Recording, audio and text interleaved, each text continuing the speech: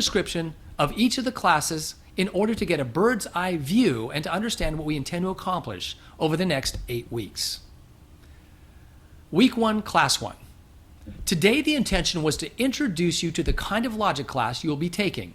It's not your ordinary logic class, and everything in this introduction was meant to convey that.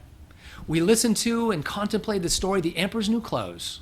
My hope is that you may come to see that classic fairy tale as a lens through which to see and understand modern education.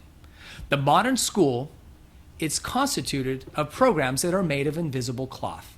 They're not fit for human persons, and cultivating the liberal art of logic is a human endeavor. If we approach this logic class with the garments from the modern school, in the end, it will be as invisible as the erudition produced by the modern schools. Aquinas helped us to see that we need a proper end, and the modern school has illegitimate ends. To drive the point home, C.S. Lewis described for us the two kinds of education, one of which is suitable for the liberal arts and the other is not. After this brief overview, I'll make some final comments about the form and content of the class, and hopefully after that you will be prepared to move forward with your own education for your sake and the sake of your children. In Week 1, Class 2, we will try to deal with the roadblocks and pitfalls. There is no easy way today to extricate ourselves from a very deforming system of education. We have cultivated crippling intellectual and moral habits, and in many cases, unwittingly. I would liken the work we need to do to clear our souls out of the tons of garbage left there by the public schools and our popular culture. I would claim it's a Herculean task. In this class, we will briefly examine the dangers of logic. After that, we'll get to the real things that stand between us and an authentic cultivation of the liberal arts. It is ideology that comprises most of the roadblocks and the pitfalls that prevent us from clear and consistent thinking. George Packer once said, and I quote, "Ideology knows the answer before questions are asked," end quote. We will define and examine the nature of ideology and try to convince you to abandon it immediately. After that, we will name specific ideologies that prevent the possibility of acquiring the liberal arts. We will address a few other pitfalls worthy of note.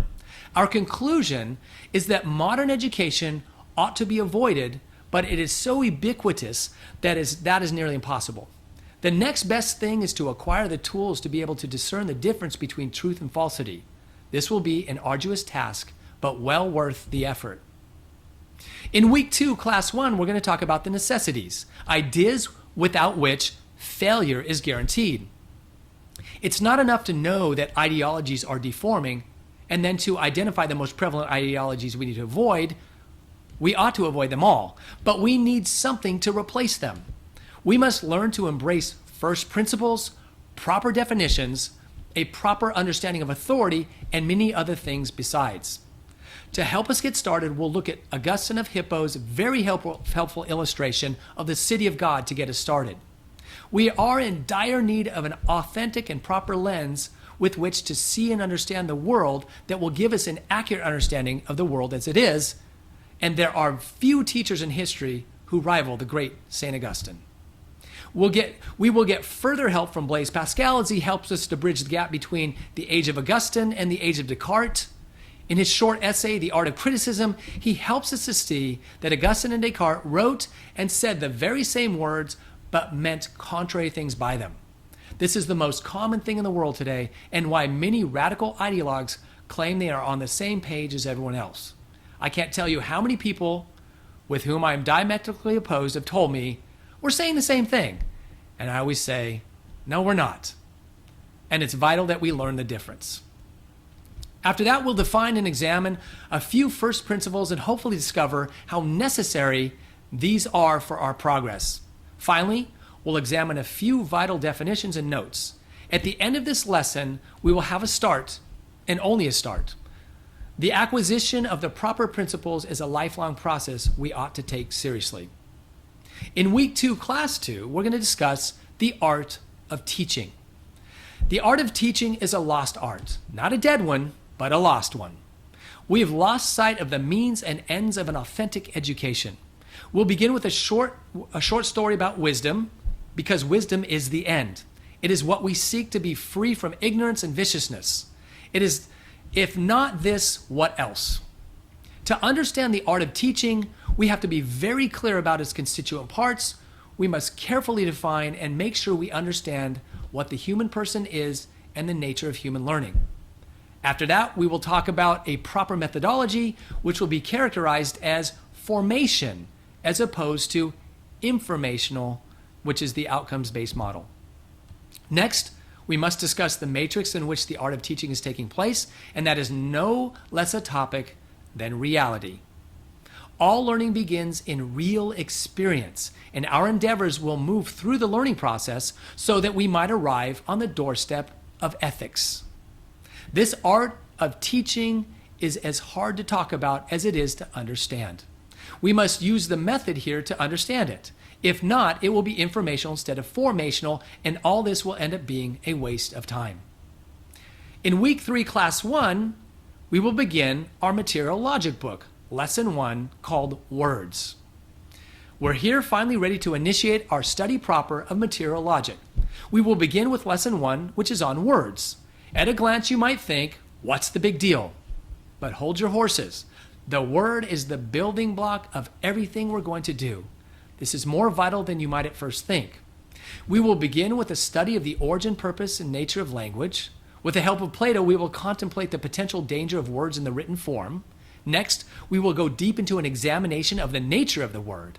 Then, we will contemplate the nature of communication and try to discover the similarities and differences between humans and animals when they deal with language and communication. We will end with a few notes on how to proceed through chapter 1 in the dialectic mode. In week 3, class 2, we will look at lesson 2 entitled, What is Logic? This is a profound and foundational question. We will approach the definition from many angles and try to make it clear that what people call logic today may not be the thing we're trying to acquire. We will end this class with a thorough examination of what logic is. Week 4, class 1, we will be on lesson 3 and introduce the 3 acts of the mind. This is where the class gets interesting. We will be introduced to something I have never ever heard in the modern school, from kindergarten through university graduation and the 30 years of professional experience and training. I've never heard this before. The mind, the human mind, does 3 things, and these are the 3 acts we need to cultivate in order to acquire a liberal arts education. I'm not exaggerating when I tell you these are not considered at all in the modern school. So allow me to put it this way. The 3 acts of the minds are the means by which we encounter truth. The liberal arts are the tools to cultivate these 3 acts, and the modern school doesn't even acknowledge them. Now, all humans use these 3 acts naturally in conjunction with common sense, but they are generally unformed, deformed, and poorly used by nearly all souls who aren't aware of them. If you have never heard of them yourself or on purpose cultivated them, then you are in for a potential awakening. Week 4, class 2. We're going to talk about an understanding, an introduction to the categories. And this is going to be lesson 4a. Aristotle said, all men desire to know. He wasn't like a modern day sexist, and by all men he meant all of us, not just the boys. So we actually desire to know everything. And this is evidenced in the seemingly unending whys we ask before we are subjected to the modern school and kindergarten. We love to know the causes of things, and every chance we get, we investigate, and then we take delight in it. The truth is that we can't know everything, so we have to begin somewhere. And so Aristotle discovered the categories to help us to begin our discoveries about reality. The categories is a text written by Aristotle in the Organon, and it enumerates all the possible kinds of things that can be the subject or the predicate of a proposition. The categories themselves, as predicaments, are the highest genuses, or called the summa genera. When it comes to understanding things, we must begin with the categories, or we really cannot begin at all. So, week 5, class 1 is lesson 4b, which is more on the categories. The categories are so important and so foreign to this age that we'll spend more time on them than any other single subject in the book, and it'll be worth your while. In week 5, class 2, we will introduce form and matter. Plato assumed a kind of dualism that regarded the body and soul as separate by asserting the soul was caged by the body.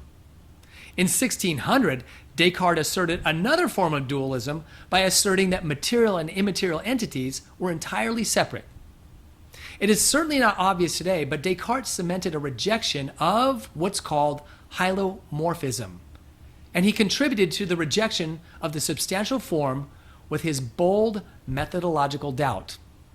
A recovery of the definitions of matter and form will repair much damage done to correct our inconsistent thinking in the modern age. Of the most importance for our purposes may be a solid explanation for the act and potency as they relate to the form and matter as a way to disabuse ourselves of many profound errors. This will be a very important lesson. In week 6, class 1, we're looking at lesson 6 on the concept. We will examine the problem of universals. The problem of the universals is a series of metaphysical, logical, and epistemological questions, all related to the issue of how universal cognition of singular things is possible. With the advent of nominalism in the 12th century, the problem has faded into obscurity with the final and formal causality connected to it. The good news is that we can recover an understanding of this problem, and by common sense alone can come up with a better solution than the schools. It's a lot like pointing out the emperor is naked. In week 6, class 2, we'll look at lesson 7 called Simple Apprehension, Comprehension, and Extension. We circle back to the first act of the mind, simple apprehension, and relate it to comprehension and extension. The comprehension of an idea is its content, the sum of the characteristics or notes which we can find in it. Take the abstract of man. When we consider what this idea represents, we find in it different characteristics taken by abstraction from the individuals. That may be confusing, but we will clear it up in this lesson. The extension of an idea is its range of applicability, the sum of the subjects to which the abstract idea is applied or can be applied extends or can extend. And I know that's confusing too, and I know all of this sounds a little jargony, but when we look at Porphyry's tree in lesson 7, it will make a lot more sense. On to week 7, class 1, we will deal with, in lesson 8, reality in relation. This is a chapter on the predicables. A predicable in logic is best discovered in Porphyry's Isagoge, which is a primer and preparation for Aristotle's categories. The predicables are the relations involved in saying something is one of many. The predicables express the 5 basic ways in which one thing can be said of many. There are 5 predicables, and they were enumerated in the 3rd century by Porphyry. They are the classic 5 voices, known as genus, species, difference, property, and accidents. This is a difficult concept to develop and understand today simply because it has been ignored for so long. We will all need to persevere and to be diligent to get this. Week 7, class 2, lesson 9, simple apprehension perfected. The art of the definition has been so long neglected. We will try in this lesson to bring everything together to learn that we finish where we started with simple apprehension in an attempt to perfect it. We will discover here the beautiful circulation of learning that begins with apprehension, goes through forming propositions, drawing conclusions, and developing chains of reasoning, only to discover that this process helps to perfect our simple apprehension, which starts it all again as we draw ever closer to truth. And this will end our work in the Material Logic book. In week 8, class 1, we're going to talk about how to apply logic, and we're going to discuss and discover the method of Thomas Aquinas. It's not an exaggeration to say that Thomas Aquinas may have been the greatest philosopher of all time. He left us a prolific body of work. His most famous work is called the Summa Theologica. If you ever have a chance to look at it, you may find it daunting. At first, it appears very difficult, and by today's standards, it is. However, he wrote that book for beginners. His method was called the disputatio, or the disputation method. In it, he mastered the art of looking at both sides of an argument, stating both sides in the best possible light, and using deductive reasoning to discern the correct answer. Hopefully, we can become acquainted with the great philosopher, his work, and his method, and we can use it ourselves to make sense of the world. And finally, in week 8, class 2, we will wrap things up and talk about the future. It's time to take everything we learned that coalesces in the disputation method of Thomas Aquinas and apply it to making arguments. We ought to contend with the madness of this world in a sane way. If you have done your due diligence with this course, you will visit the multitude of confusing issues of the day and see them with brand new eyes. The mess that the schools are, the media debacle, the politicians and the courts, all these may come into clear focus, and your work to educate your children will begin to become obvious. Be prepared to encounter the very things you've been longing for.